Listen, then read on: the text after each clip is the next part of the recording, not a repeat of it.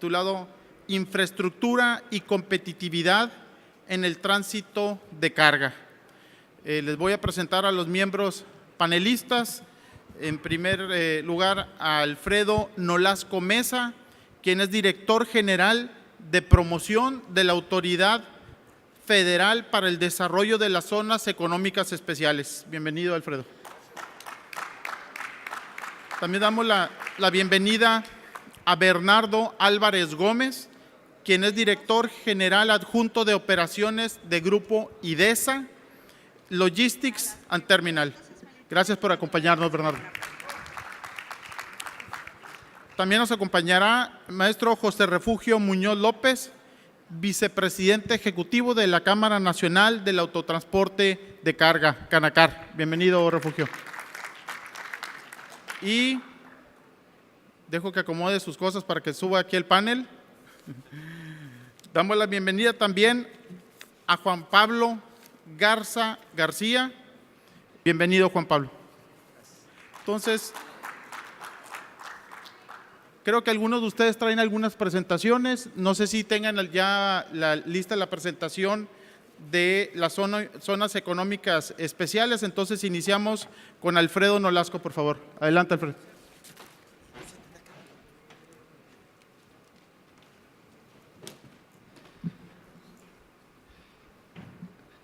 ¿Qué tal? Muy buenos días o tardes ya a todos ustedes. Les agradezco mucho la atención y el interés por las zonas económicas especiales, sobre todo estando en este lugar tan bello, en donde más bien nos invita a estar en la playa que en una sala de reuniones.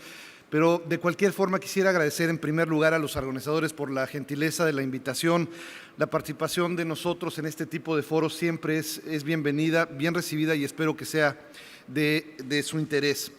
En nombre de mi jefe, del titular de las zonas económicas especiales, don Gerardo Gutiérrez Candiani, y de Max Mergenthaler, el jefe de la unidad, les envío un cordial saludo. Pero pasando a los preámbulos, si yo preguntara en esta sala, aquí está el clic, perfecto.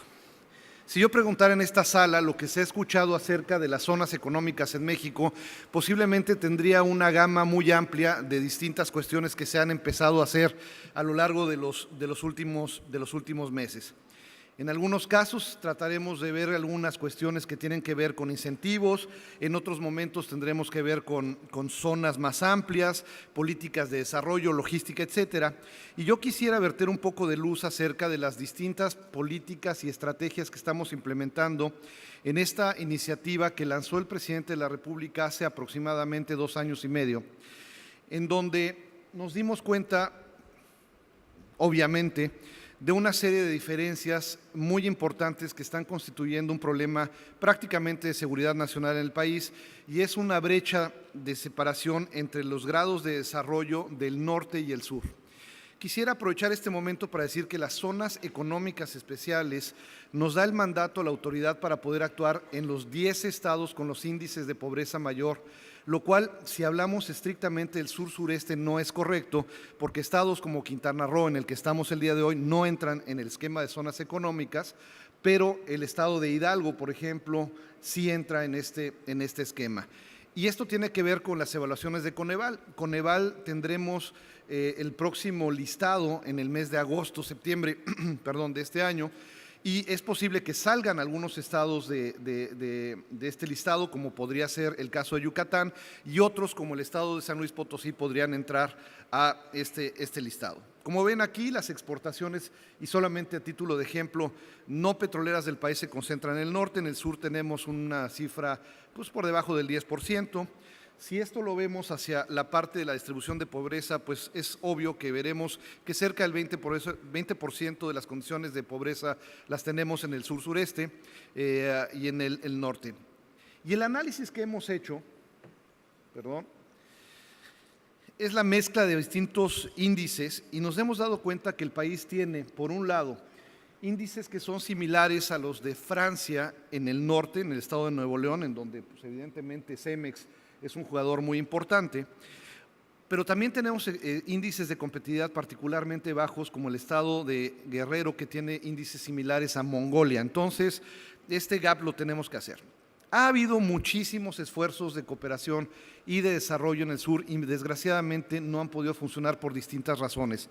La primera es evidentemente la falta de recursos, la segunda es que son programas y no leyes o no proyectos mucho más ensamblados, y lo que decidimos fue utilizar las mejores prácticas a nivel internacional para poder tratar de desarrollar un programa que prenda, pero que sobre todo tenga éxito porque dependerá del empoderamiento del sector privado, y no solamente del sector privado nacional, sino del sector privado de manera local.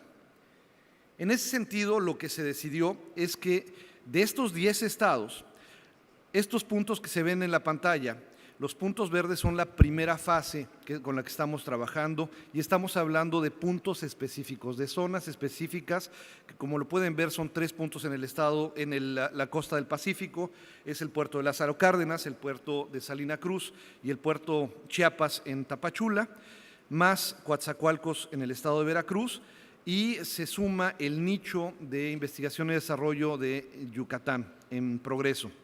Los 2 puntos blancos, estamos empezando apenas pláticas con los estados de Puebla e Hidalgo para determinar también nichos en esos 2 estados, y los 2 puntos rojos es lo último que se añadió a la lista de estados, que es el corredor energético para Campeche y Tabasco, sobre todo para aprovechar las ventajas de las distintas rondas de licitación en el sector energético. Las vocaciones que hemos encontrado en estos lugares pues son obvias, ¿no? Son desarrollo particularmente de actividades secundarias, es decir, manufactura. Y aquí me quisiera detener. Las zonas económicas especiales no están diseñadas para dar apoyos al sector primario, entiéndase minería o entiéndase agricultura, pero tampoco están diseñadas para que directamente demos apoyos a los sectores terciarios, que puede ser servicios o puede ser logística. Y aquí es en donde podemos encontrar un gran signo de interrogación con los asociados de esta asociación, de esta agrupación, porque entonces me preguntarán, ¿y qué es lo que podemos hacer y qué es lo que podemos esperar en las zonas económicas especiales?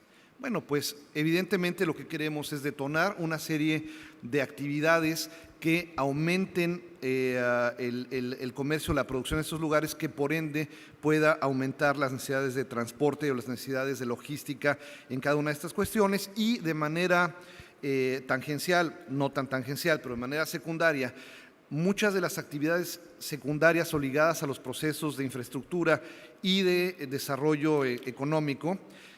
Ustedes pueden beneficiarse de una serie de beneficios de las zonas de influencia. Y ahorita explicaré un poquito más de lo que se trata, pero por ejemplo, podemos ayudar a detectar puntos rojos en los lugares de comercio o de tráfico de mercaderías, como puede ser Esperanza, Puebla o Infernillo, en donde necesitamos reforzar los distintos mecanismos de seguridad, y sobre ese punto podremos platicar un poco más adelante. Esto es una lámina que más bien estamos utilizando hacia el exterior, y lo único que yo digo a las audiencias nacionales es que tenemos que creernos que tenemos un país que tiene posibilidades de atracción y de diversificación sumamente importante. Somos uno de los principales destinos de inversión extranjera. Me gustaría comentarles que no hemos visto una reducción del flujo de inversiones extranjeras a pesar del efecto Trump, y que en este momento incluso estamos viendo un cambio muy interesante en los flujos de inversión, en donde vemos interés particularmente de Asia y de Europa por establecerse en las zonas económicas especiales, lo cual nos ayuda a esta necesidad de la diversificación. Los demás, bueno, lo tenemos.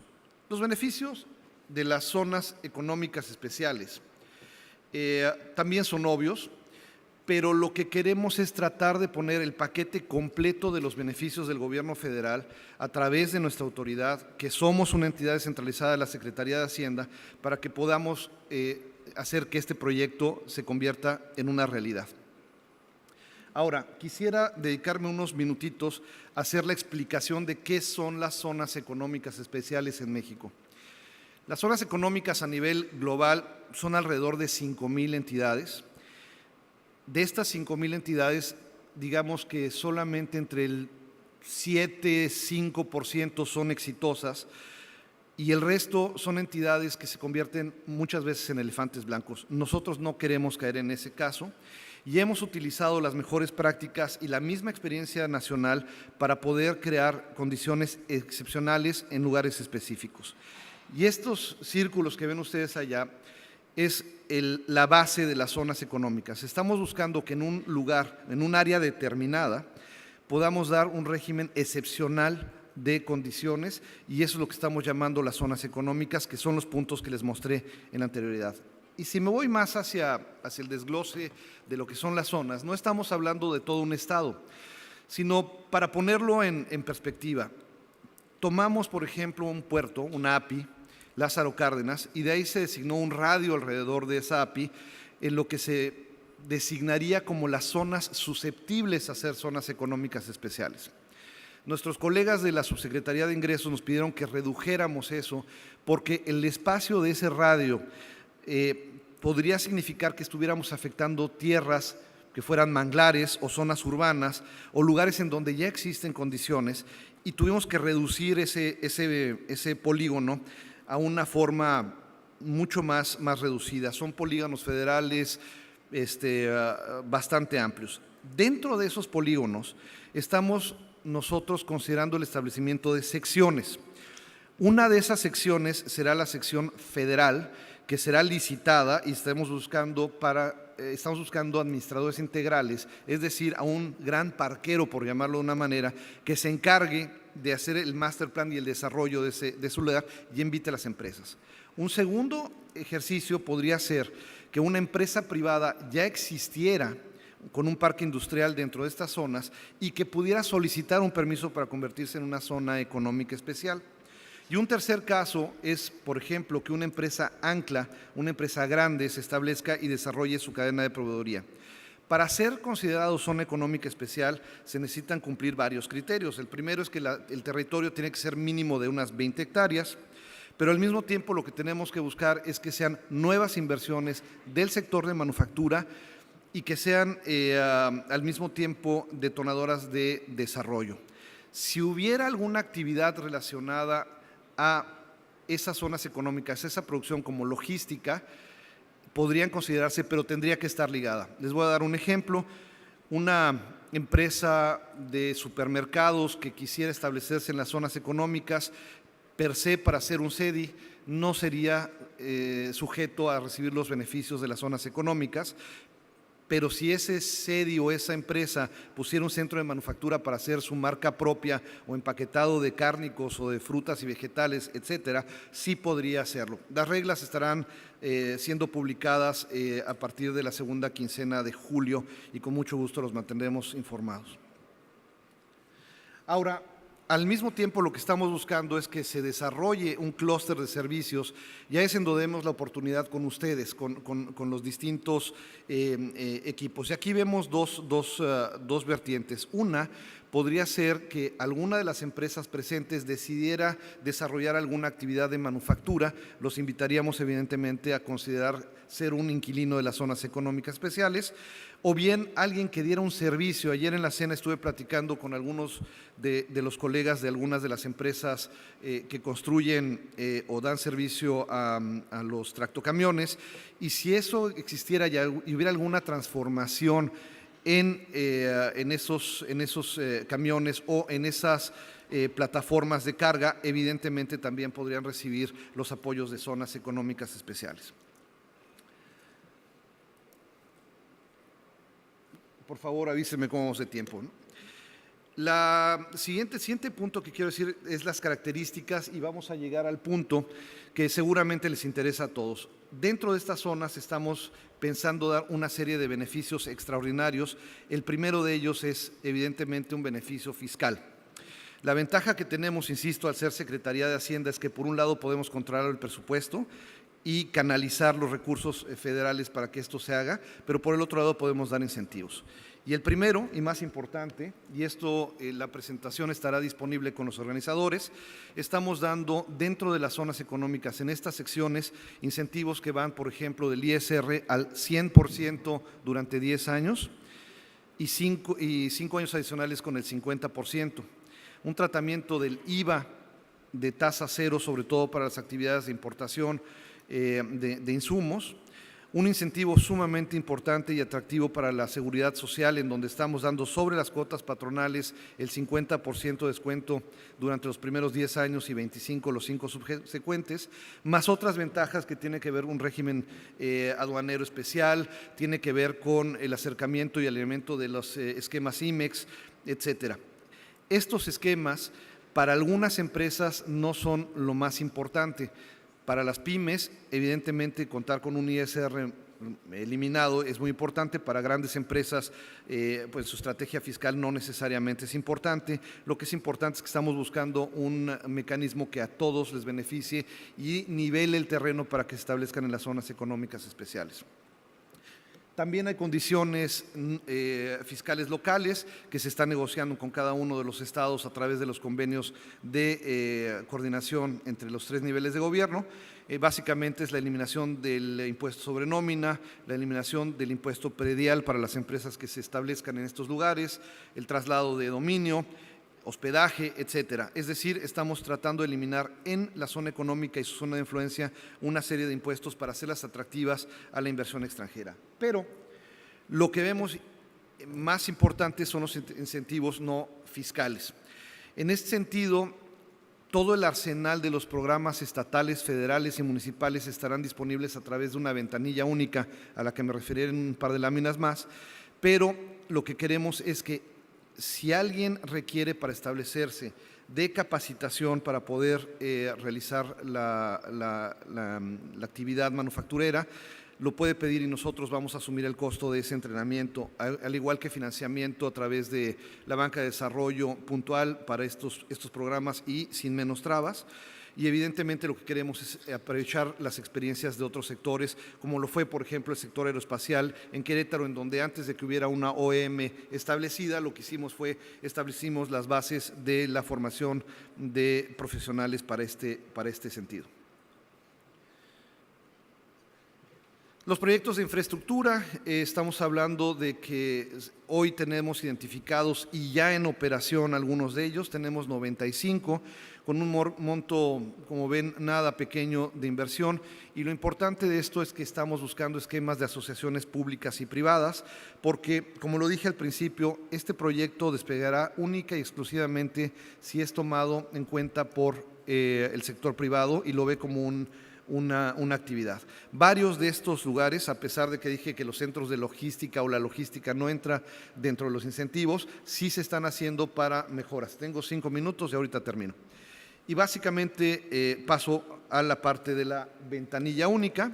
La ventanilla única es un ejercicio sumamente importante que estamos buscando, es eliminar la discrecionalidad. Lo que estamos buscando es que en cada una de estas zonas tengamos un punto único de contacto en donde se hagan absolutamente todos los trámites de todos los niveles de gobierno, es decir, licencias, permisos de importación, la parte relativa a las visas de trabajo para la gente que pueda llegar, los trámites fiscales, es decir, en esta parada tendremos toda la solución de todos los trámites y evitaremos que tengamos que pasar por una serie de coyotes en cada uno de los niveles. Estas gráficas simplemente nos muestran el número de trámites que hoy una empresa podría llegar a tener, alrededor de 1 millar para poderse establecer, si tuviera que pasar a hacerlos todos, pero esta gráfica es posiblemente la más interesante. El costo de la burocracia en este país y particularmente en las zonas donde estamos actuando representa el 66% de la inversión pública federal en este año. Esto es vergonzoso y creo que si logramos hacer que esta ventanilla única funcione y reduzca los tiempos, lo podremos aplicar hacia otros lugares de la República y como beneficio a otros sectores. Esta parte de la ventanilla, incluso si no se establecieran las zonas económicas, si ustedes tienen actividades en esas zonas económicas especiales, puede ser utilizada por cualquier entidad. Y ya con esta quisiera concluir, a reserva de que tuvieran algunas preguntas. ¿Por qué creer en estas zonas económicas especiales?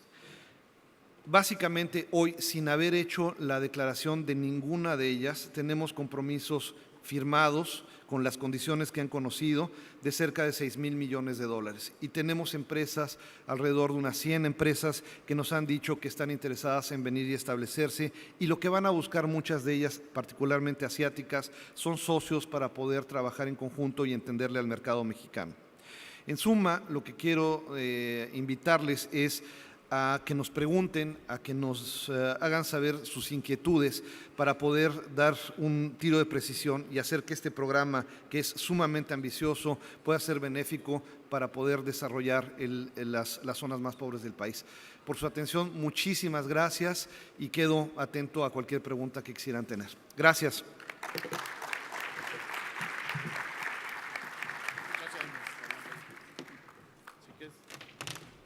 Si quieres regresarnos el letrerito de los 5 minutos para… ¿No? Se quedó con él. Bueno, continuaremos ahora con Bernardo Álvarez Certucha, director general adjunto de operaciones de Grupo IDESA. Adelante, Bernardo.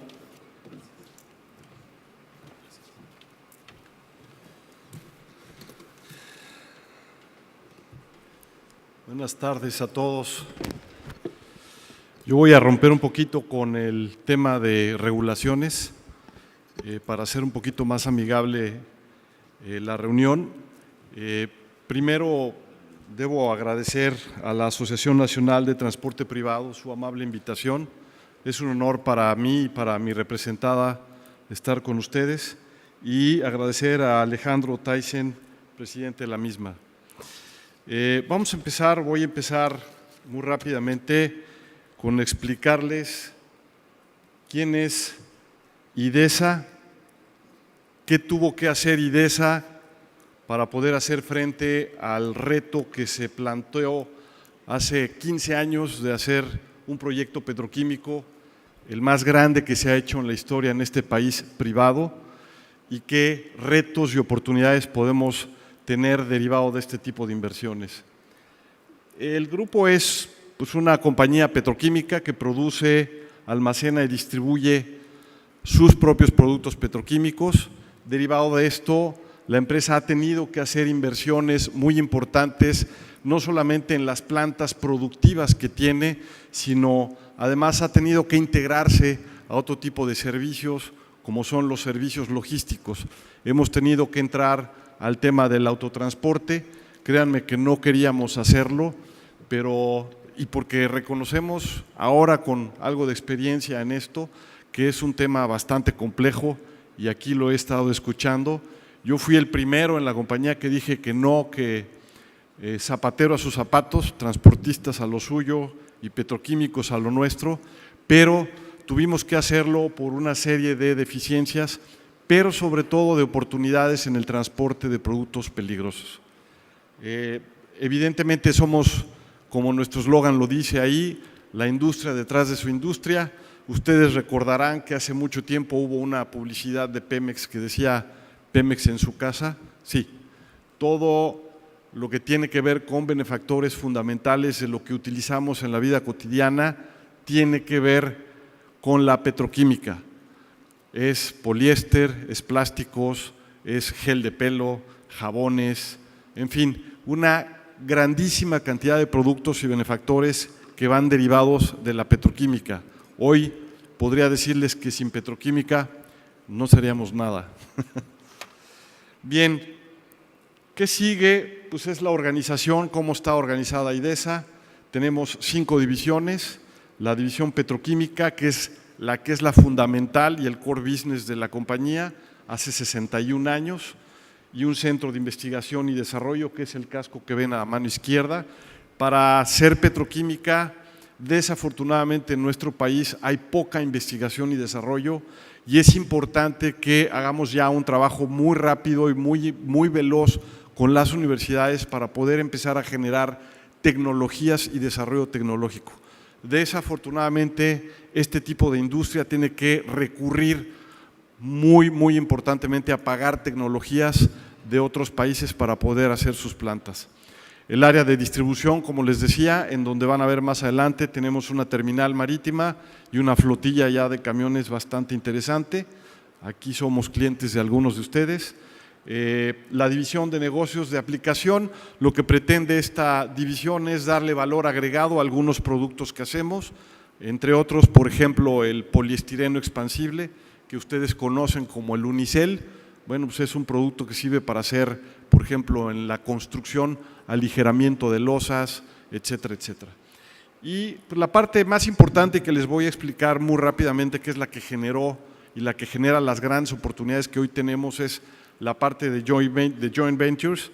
Ustedes pueden ver ahí que IDESA se ha hecho últimamente experto en asociaciones con otras grandes compañías, IDESA para hacer una planta de cianuro de sodio, que también en otra ocasión, si me invitan, con mucho gusto les platico el reto que es mover uno de los productos más peligrosos que hay en su manejo para poder hacerlo llegar a la minería, que es para lo que se utiliza finalmente ese producto. Y por otro lado, la empresa entró a la ronda 1.2 de Pemex y afortunadamente Tonali Energía, bueno, afortunadamente espero que funcione, nos ganamos un pozo en Tecolutla, esperemos que cuando metamos la broca en algún momento salga gas y salga crudo. Cuesta mucho ese riesgo, pero ese riesgo por México vale la pena. Me voy a ir un poquito más rápido para poder llegar al tema fundamental, que es el de Braskem Idesa. Ahí les pongo que, bueno, pues somos exportadores, donde están nuestra localización. Tenemos 4 unidades industriales, que son plantas petroquímicas, como pueden ver ustedes. Tenemos 10 sucursales de distribución, es decir, hay que salir a distribuir nuestros productos, motivo por el que comentaba yo que tuvimos que entrar en el tema del transporte. Tenemos 3 centros de investigación y desarrollo, una terminal marítima en Veracruz, una terminal inland en Tlaxcala y 250 unidades de transporte para poder mover nuestros productos. Lo quito rápido para que los competidores no me reclamen después. Tenemos, como les decía, una terminal marítima en Veracruz, es Excellence Sea and Land. La compañía que se encarga de hacer todo el transporte se llama Excellence Freight. Tenemos en Veracruz 2 posiciones de atraque, tanto para importación como para exportación de productos. Y tenemos en nuestra terminal de Veracruz 50,000 metros cúbicos de capacidad instalada y hoy estamos ya iniciando una ampliación por 50,000 metros cúbicos más. ¿Por qué 50,000 metros cúbicos más? Les platico muy rápido. Lo que hoy desafortunadamente Pemex deje de hacer por sus ineficiencias, el país lo sigue demandando. El país no se frena si somos capaces o ineficientes de hacer ciertas cosas. Si Pemex no es eficiente en hacer cosas, el país va a seguir demandando de eso y en algún lugar hay que guardarlo. Y les tengo otra noticia, hay que moverlo. Entonces ahí se genera una gran oportunidad. Bueno, aquí viene parte de la flota, les sigo porque si no, insisto, se me van a enojar algunos proveedores. Braskem Idesa, ¿qué es Braskem Idesa? Pues miren, y lo digo de veras con mucho orgullo, es el proyecto petroquímico privado más grande que se ha hecho en este país. Se dice fácil, pero es un logro en el que inclusive a mí me tocó participar desde hace 15 años. 15 años le batallamos con autoridades, con Pemex y con diferentes entidades financieras para poder obtener el éxito que van ustedes a ver. Nada más para que sepan, pensamos que el financiamiento del proyecto podría llevarnos alrededor de 1 año, y nos costó 3 años. El financiador básicamente es el Banco Mundial a través del International Finance Corporate y 19 bancos adicionales que fueron los que se arriesgaron con nosotros y con el país a hacer la inversión. Espero en 5 minutos terminar. Braskem Idesa pues tiene, como ven, un contrato de 20 años de etano, que es la materia prima. No hubiéramos logrado el financiamiento que van ustedes a ver ahí, que es de 5,200 millones de dólares, si no hubiéramos tenido la garantía de un abasto al menos de 20 años. Pemex realmente se esforzó e hizo ahí un buen trabajo. Como decía yo, es el más grande de América Latina, y de México, evidentemente. La inversión es con Braskem 75% e IDESA el 25%. ¿Por qué el 25% IDESA? Somos chiquitos, por un lado, pero por otro lado, si ven el monto de inversión, es una locura. Entonces, pues tuvimos que ajustar al tamaño de la compañía la inversión y bueno, ese es el tema, ¿no? ¿Por qué hicimos una planta de ese tamaño, de 1 millón de toneladas de polietileno? Si ustedes ven en la gráfica, la parte gris es la parte que tiene que ver con todo lo que es las importaciones que este país trae a México de polietileno, tanto de alta como de baja densidad, y Pemex participa apenas con un 34%. Si se fijan, la parte verde abajo, Pemex es lo que produce desde hace tiempo, 600 a 700 mil toneladas. La parte roja es en la que ya Braskem IDESA empieza su producción y ven cómo empieza a participar con un ramp-up paulatino durante el tiempo. Pero además lo más triste de todo esto es que la parte gris sigue siendo muy demandante, es decir, hay oportunidad todavía de hacer 1 millón más de toneladas de polietileno para evitar las importaciones y hoy deberíamos estar construyendo ya el segundo Braskem IDESA y todavía no podemos empezar a terminar de pagar así que ahí está parte del reto. Me voy a ir un poquito más rápido para no fallarles con los 5 minutos. Hay que, evidentemente, todo lo que tiene que ver con ubicaciones, terrenos, disponibilidades de materias primas. ¿En dónde está ubicado? Estamos en Coatzacoalcos, ahí pueden ver el río Coatzacoalcos, pueden ver Pemex, la planta de Morelos, la planta de IDESA y Pajaritos, y en donde está la señal, pues ahí está nuestra planta. La planta empezó desde, como pueden ver, Greenfield, que es todo verde, tienes que conseguir 1000 cosas para lograrlo, como dice ahí, tuvimos que mover 8 millones de metros cúbicos. Imagínense la cantidad de camiones que se tuvieron que utilizar para ello. Utilizamos 10 bancos de tiro con 18 licencias particularmente especiales para tirar y para recoger producto bueno, y me refiero a la tierra para poder compactar y hacer bien el terreno. Fueron más de 6,000 viajes en camión en la época pico o en la temporada pico del movimiento de tierras. ¿Qué tuvimos que hacer? Bueno, en la parte de ingeniería, como pueden ver del lado izquierdo, participaron varios países en la ingeniería, desde México, Estados Unidos, Venezuela, Brasil, Milán, etcétera, etcétera, por los tecnólogos de las plantas, en donde hay tecnólogos italianos, hay tecnólogos americanos, indios, etcétera, para poder complementar todo el tema de ingeniería. Y en la parte de lo que es la procura y la compra de equipos, pues también pueden ver ahí cómo se trajeron 1,100 equipos de diferentes partes del mundo.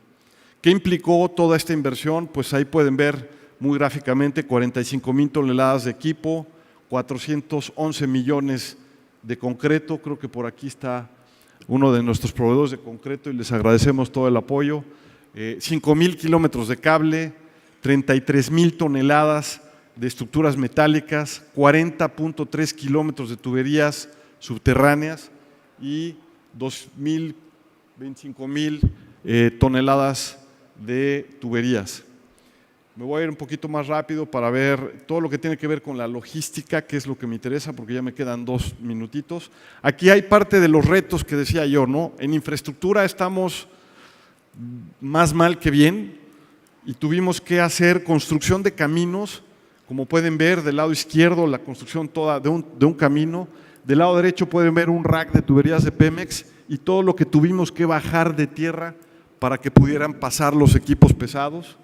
Del lado de abajo ven, es la parte de la API nueva y algunos equipos al fondo que ya estaban ahí parados. Son estos equipos que llegaron de Italia y pues eran los que teníamos que pasar y mover por toda la parte que tenía que ser desplazado este producto.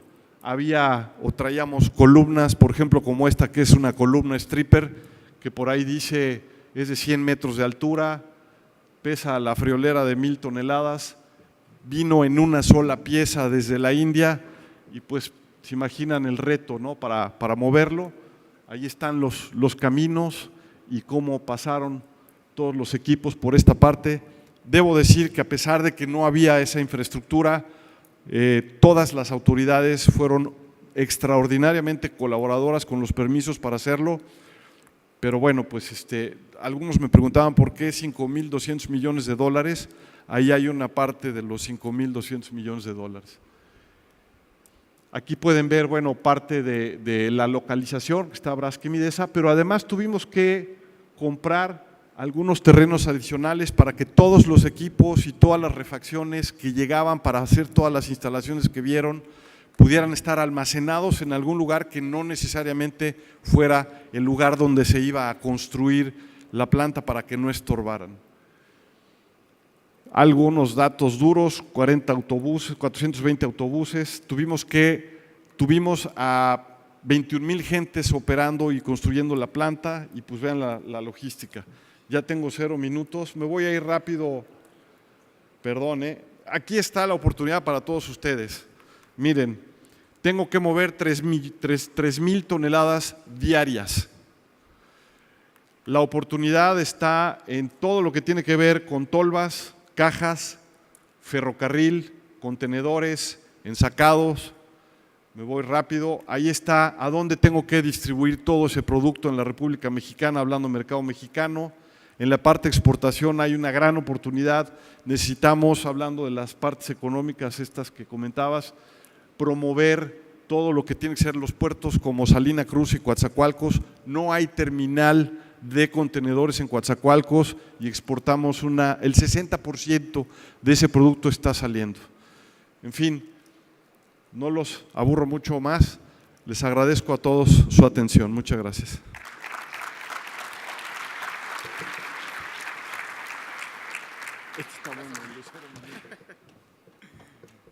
Bueno, muchas gracias, Bernardo. Ya tuvimos la participación con Alfredo respecto a las zonas económicas especiales, y aunque no están diseñadas, digamos, para la inversión en logística directamente, una vez que se establezcan las plantas manufactureras, pues bueno, van a necesitar de un centro de logístico o movimiento de carga, de transporte de carga, y estaremos muy pendientes de la segunda quincena de julio sobre la publicación de los reglamentos. Y Bernardo nos platica pues de lo impresionante de las inversiones que ha realizado IDESA, y creo que a algunos de ustedes también les brillaron los ojitos ahí en las oportunidades de negocio para mover todas esas toneladas, ya sea en autotransporte, 3,000 toneladas diarias o en ferrocarril. Entonces, continuaremos ahora con maestro Refugio Muñoz, que muchos de ustedes ya conocen, de Canacar. Adelante, maestro. 10 minutos. Buenas tardes.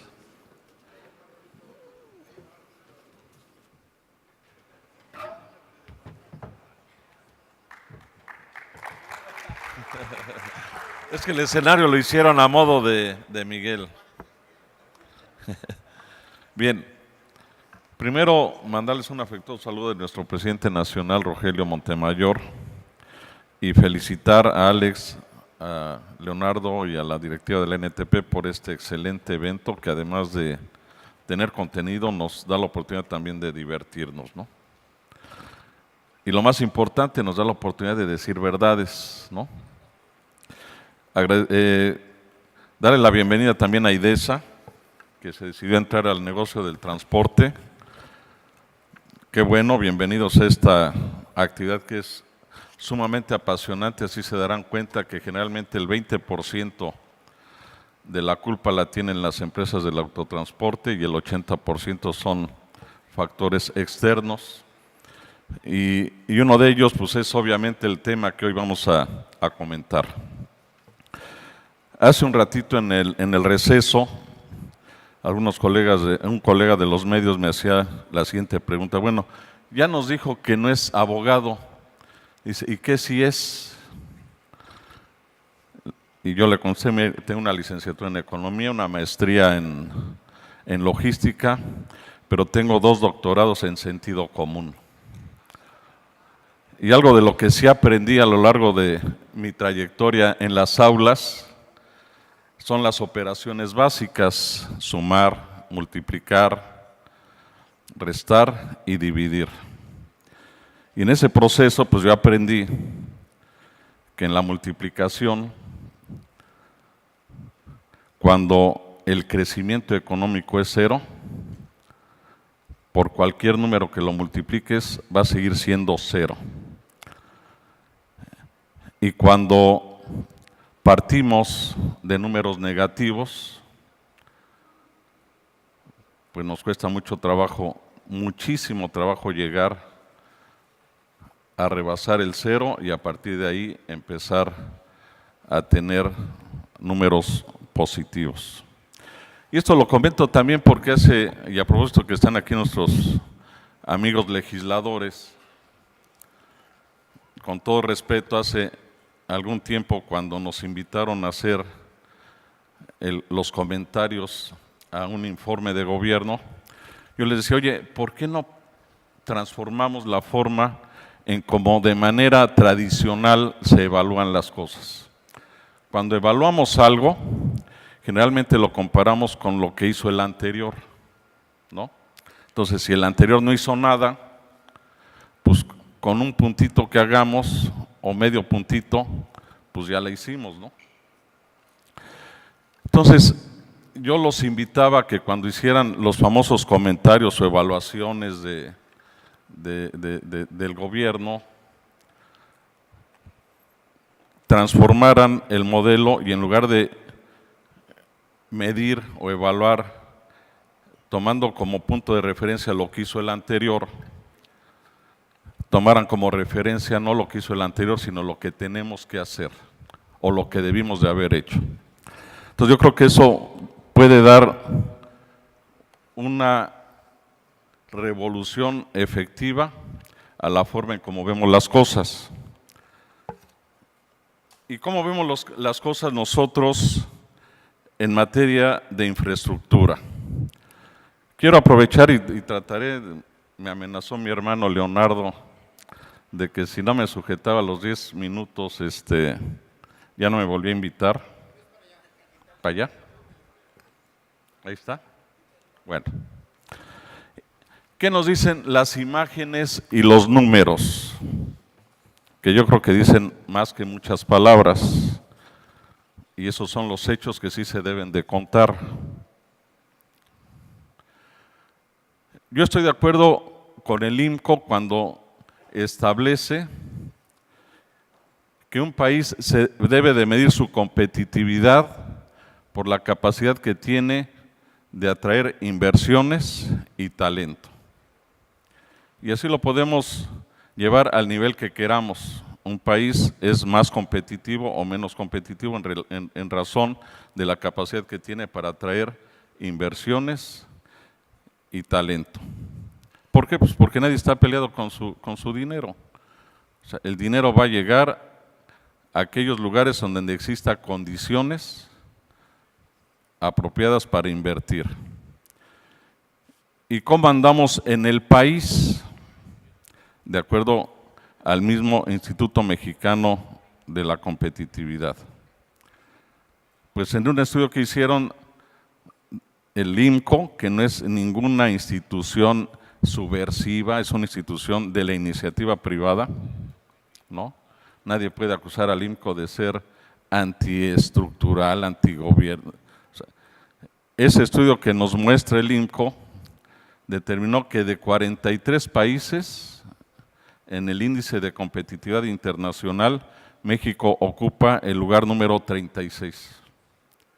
Y países como Perú, Costa Rica y Panamá están incluso en este índice por arriba de México. Perdón, México está por arriba de ellos y países como Argentina, Colombia, Indonesia, India, Guatemala y Nigeria están por debajo de México. Pero no solo el INCO nos dice que andamos mal en competitividad. El Foro Económico Mundial, en su reporte del 2016-2017, nos dice que avanzamos 6 lugarcitos, pasamos del 57 al 51 de 143 países, es decir, no solamente en el fútbol andamos en la media tabla. el Cruz Azul a punto de irse al descenso, sino también en competitividad, también andamos en la media tabla. Logramos avanzar unos cuantos lugarcitos, gracias desde luego a las reformas estructurales, a la competencia. El mercado de bienes mejoró significativamente y eso refleja todas las reformas estructurales. De alguna manera hay el reflejo de las reformas estructurales que hemos venido impulsando. Pero ¿qué sucede con la infraestructura? Y esto es bien importante porque hace un rato en el panel mencionábamos las acciones de los gobiernos estatales, los municipales, en fin, por sobreregular el transporte. En buena medida, ellos lo justifican por esto, por el tema de infraestructura. Entonces, no va a ser suficiente con que reformemos en su caso la Constitución y le amarremos las manos a los gobiernos estatales y a los gobiernos municipales a partir de una reforma constitucional, si a la par no mejoramos también y avanzamos en el tema de la infraestructura, porque en buena medida eso justifica y obtiene aceptación por parte de la ciudadanía, ¿sí?, si no mejoramos el tema de la infraestructura. ¿Qué ha sucedido con la infraestructura? Nos han venido a decir que hemos invertido millones y miles de millones de pesos en infraestructura. En la Ciudad de México estamos desarrollando un nuevo aeropuerto que seguramente va a ser es de las principales obras de infraestructura que estamos desarrollando. El tren rápido de México a Toluca, las vialidades alternativas a las ciudades, en fin. En el tema de infraestructura, en lugar de avanzar, retrocedimos y ocupamos el lugar número 57 por debajo del promedio que estamos ocupando a nivel general. ¿Y a qué se debe? A que estas reformas que hemos venido impulsando como país no han tenido también su acompañamiento en el tema de la infraestructura, que se sigue quedando rezagada. Hace 27 años que yo llegué aquí al sector, yo recuerdo que la justificación que utilizaba en aquel tiempo la Secretaría de Comunicaciones y Transportes para construir una carretera decía, es que primero tengo que justificar que hay vehículos y después construyo la carretera. Pues ¿cómo va a haber vehículos si antes no construyes la carretera? Esto es como el juego de el huevo y la gallina, ¿no? ¿Qué es primero? No. Tienen que desarrollarse de manera paralela las necesidades, la circulación del transporte y la construcción de la infraestructura.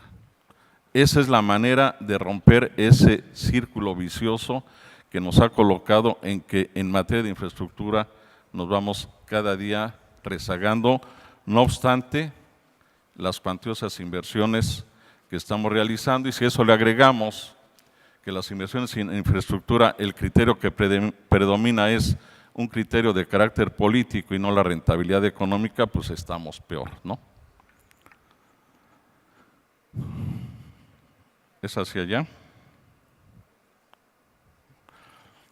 Ahí tenemos un poco la imagen de cómo estamos en infraestructura carretera. Hemos avanzado de manera importante en los llamados ejes transversales y longitudinales.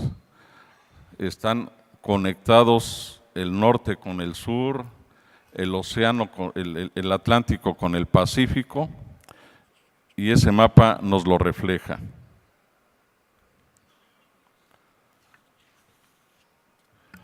¿Cómo andamos en aeropuertos?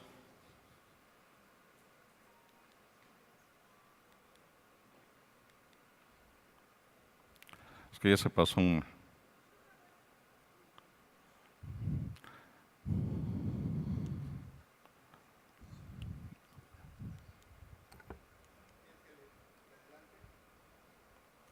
Es que creo que en lugar de adelantar atrás, ahí, a ver.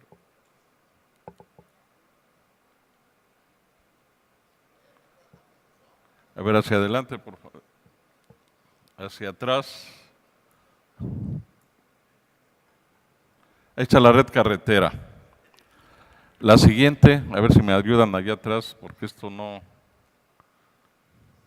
Ahí tenemos la red ferroviaria, igual. Las principales líneas de los ferrocarriles están conectando de manera importante al país. La siguiente.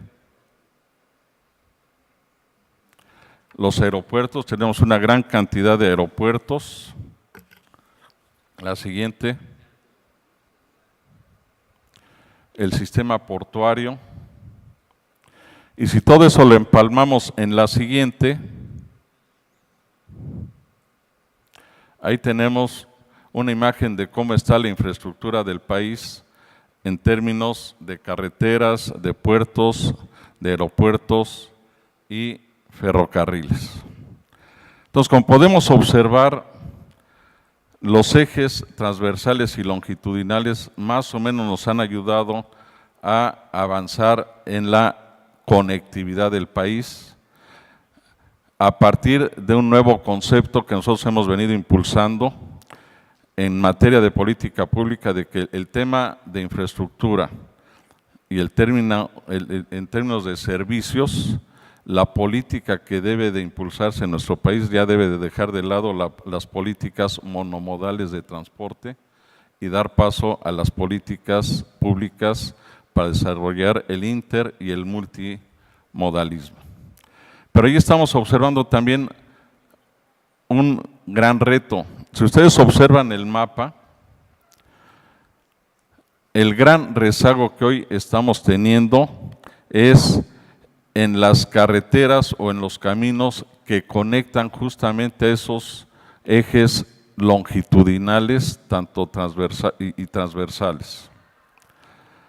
De ahí la reacción de los gobiernos estatales y municipales de poner obstáculos, restricciones, sobreregulaciones a la circulación de los camiones, sobre todo aquellos que no reúnen los requisitos para circular en sus restringidas vialidades. Desde luego, atrás de todo eso, pues hay un aspecto de carácter recaudatorio, sin duda, justificado porque no cuentan con la infraestructura necesaria y suficiente para permitir la circulación de las diferentes configuraciones, más de 20 configuraciones que circulan, que están autorizadas a circular por las carreteras federales. Ahí hay una gran área de oportunidad en materia también de política pública. No solamente debemos de pensar en promover una legislación en materia de transporte y en materia de tránsito federal, que de la que se cuelguen todas las legislaciones y las regulaciones de carácter estatal y municipal, sino es también fundamental en materia de infraestructura, hoy en día, transformar la política pública. Yo creo que no se justifica hoy decir de aquí para allá es jurisdicción estatal en materia de infraestructura, de aquí para allá es jurisdicción municipal y solamente de aquí para acá es jurisdicción federal. Un comentario. Uno de los presidentes municipales, hicimos una consulta a todos los presidentes municipales de los municipios conurbados de Nuevo León para ver hasta dónde podríamos nosotros estar amparados con un permiso de carácter federal que nos otorga la Secretaría de Comunicaciones y Transportes, y nos dijo: tu permiso federal solamente te ampara en carreteras federales. En consecuencia, yo tendría que decirle a mis usuarios que me entreguen la carga en el punto en donde empieza la carretera federal y se las entrego en el punto en donde termina la carretera federal. Más o menos para que tengamos un ejemplo, tendrían ustedes que darnos las cargas por ahí por Tepozotlán, ¿no? Y pues a ver a dónde se las podemos entregar. Entonces, en materia de infraestructura, yo creo que también, señores legisladores, hay una gran área de oportunidad para definir los criterios sobre los cuales se autorizan las inversiones en materia de infraestructura y dejar de lado y acabar con los criterios de carácter político en materia de inversión en infraestructura y que prevalezca la racionalidad económica. Muchas gracias.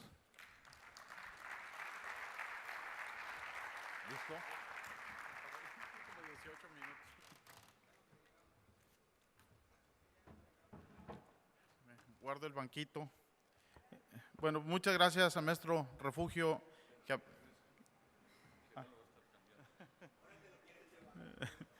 Que nos habló sobre la importancia y la infraestructura. Yo no puedo desaprovechar el comercial y decirles que no solo hay que, para mejorar la competitividad se tiene que mejorar la infraestructura, sino también los vehículos. Y les recuerdo Expo Transporte del 15 al 17 de noviembre de este año.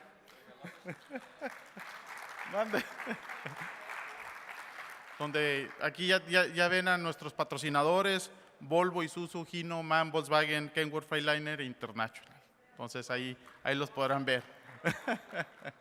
En Expo Guadalajara, 15 al 17 de noviembre. Bueno, le pasamos a nuestro último participante, Juan Pablo Garza García. Por favor, Juan Pablo, adelante.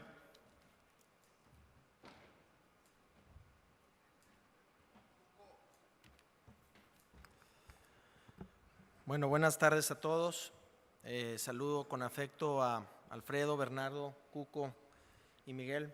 Muchas gracias por compartir el panel con un servidor. Muchas gracias a la NTP por darme la oportunidad de compartir la visión de nuestra organización en este tema de la infraestructura. Por favor, les pido que no pasen la presentación. Veo que Miguel es muy estricto con los tiempos y el problema de ser el último es que le queda menos tiempo. Déjenme compartirles un poquito lo que nosotros hemos pensado en ANTP al respecto. Nos hemos puesto a pensar y les invito a que ustedes también un poco reflexionen que gran parte del movimiento de mercancías en este país se mueve por autotransporte, se mueve en las carreteras. ¿Hasta cuándo vamos a aguantar invertir en carreteras en este país? Si la México-Querétaro ya está prácticamente saturada, si otras carreteras están en el mismo sentido. Entonces nosotros lo que creemos es que debe de trabajarse, claro, seguir trabajando en las carreteras, pero debe trabajarse mucho más en ver cuál es el modelo logístico que tiene que adoptar este país a largo plazo. Acuérdense que nosotros somos usuarios del transporte. Necesitamos que el transporte, que el tema logístico sea lo mayor o lo más eficiente posible, al menor costo posible, claro, sin descuidar la seguridad, sin descuidar el medio ambiente y obviamente sin descuidar la infraestructura, pero necesitamos tener esa eficiencia. Entonces, por eso nosotros estamos pensando en ANTP que debemos de buscar hacia adelante cuestionar nuestro modelo y darle una mayor visión, una mayor capacidad a otros medios de transporte. Comentaban con mis amigos de la Canacar y decíamos, oye, pues no te va a gustar el comentario que te voy a hacer. Creo que debemos de subir mucho más carga al ferrocarril y debemos desarrollar el cabotaje, sobre todo en los tramos largos. Y me dice, oye, estoy 100% de acuerdo contigo. A mí las rutas largas no me salen, yo pierdo en las rutas largas, pero por darle el servicio a mi cliente tengo que atenderlo en las cortas y en las largas.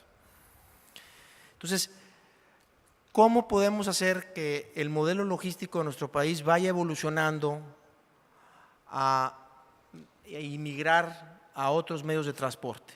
¿Cómo podemos desarrollar el cabotaje teniendo tanta litoral? No existe el cabotaje en nuestro país, no existe. Existe el transporte por mar, pero de altura, pero el cabotaje no existe. Cemex es de las poquitas empresas que hacemos un poco de cabotaje. Y el ferrocarril, efectivamente, y reconocemos obviamente que han invertido una gran cantidad, ayer lo veíamos, en modernizar las vías, pero desafortunadamente, pues no hay vías nuevas y ellos dicen atinadamente, dicen, oye, es que a mí no me corresponde. Bueno, pero entonces ¿a quién le corresponde o qué podemos hacer para que haya vías nuevas? Y sobre todo, otro tema muy importante, las vías en desuso. Hay muchas vías en desuso que probablemente puedan ser utilizadas con el desarrollo que ha tenido el país en algunas zonas, pues podrían ser atractivas para precisamente mover mercancía. Entonces, ahí hay otra área de oportunidad muy importante. Entiendo que la ley ferroviaria, los cambios que se hicieron, ahora el gobierno va a retomar esas vías en desuso y por lo tanto pues podrían sacarse a que puedan usarse por otros y eso a lo mejor va a impulsar muchísimo más el uso del ferrocarril. Ahora, yo quiero ser muy puntual en lo que voy a dividir nuestra visión en tres aspectos: autotransporte, puertos y cabotaje, que ya vimos, y ferrocarril. En el tema de autotransporte terrestre, pues obviamente nos preocupa mucho el tema de conectividad.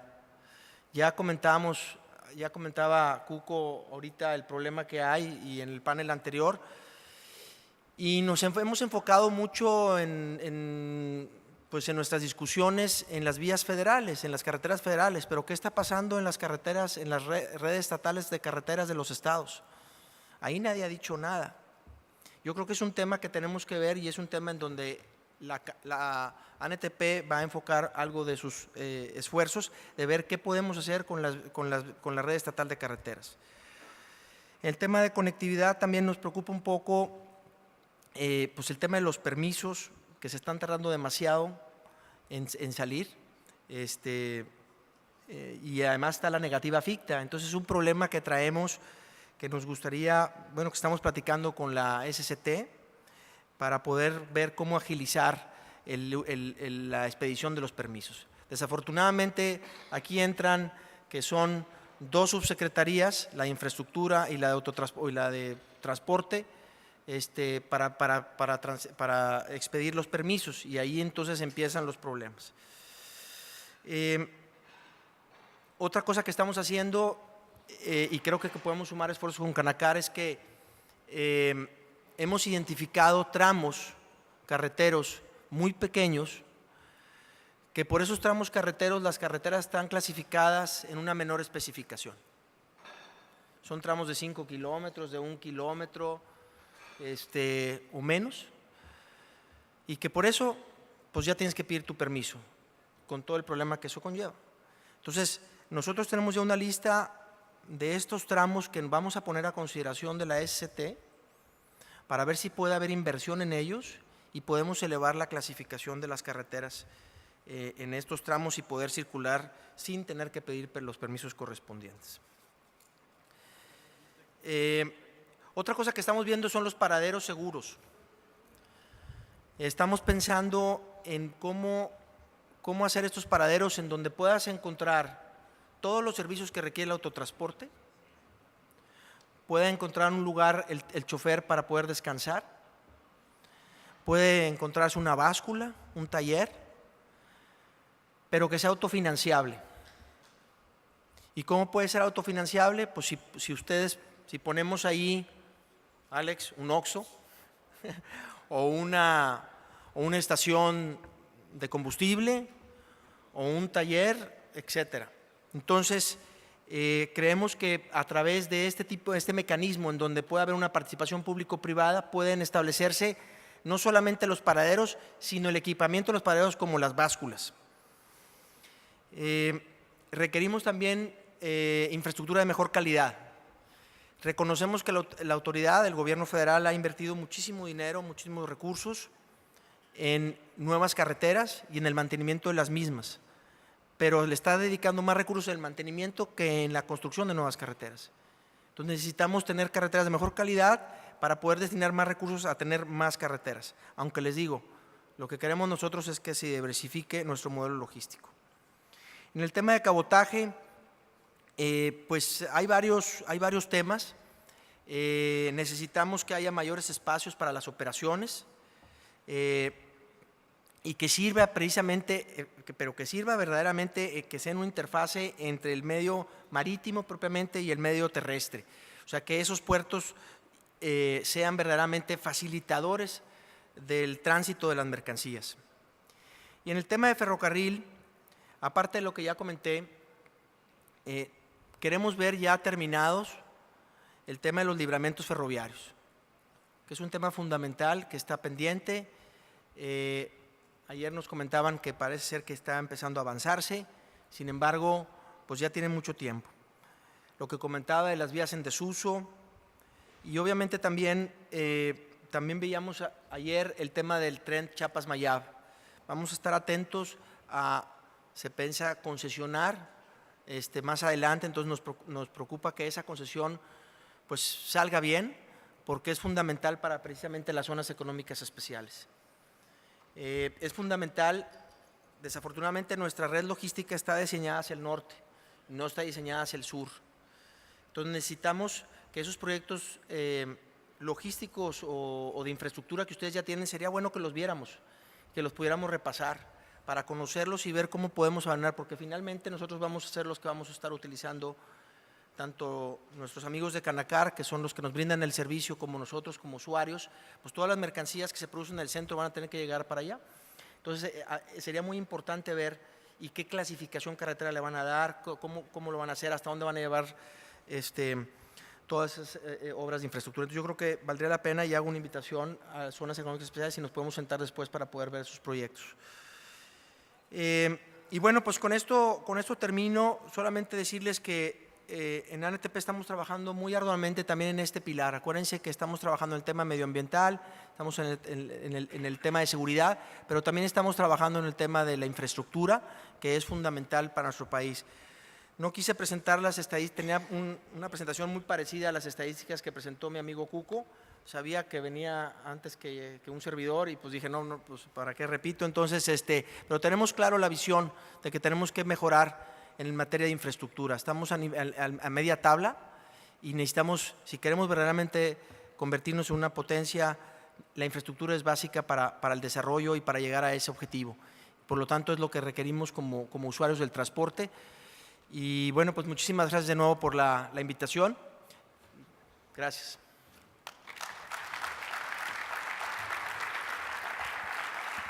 Bueno, muchas gracias a Alfredo, Bernardo, Refugio y Juan Pablo por las exposiciones, y entiendo que pasaríamos a preguntas y respuestas, o no sé cómo andamos de tiempo, Leonardo. Al rato le preguntas a todos. Bueno, yo iba a decir que no hablan muy alto, no iban a despertar a Edgar Chaín ahorita que estaba en su siesta, pero bueno. Agradecerle al panel, a Miguel, el haber coordinado este panel de infraestructura, y le pediría a Alex Tyson si nos acompaña al frente para entregarles un reconocimiento, así como a nuestro buen amigo Hernán. Si nos acompañas, Hernán.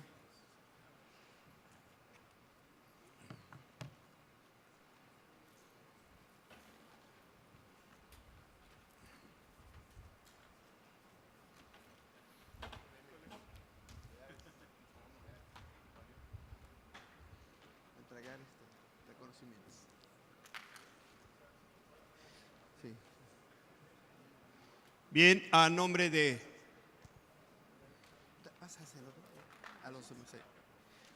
A nombre de ANTP les entregamos un reconocimiento a Alfredo Nolasco, a Bernardo Álvarez, a José Refugio Muñoz, a Juan Pablo García y nuestro coordinador Miguel Elizalde. A todos ustedes, muchas gracias.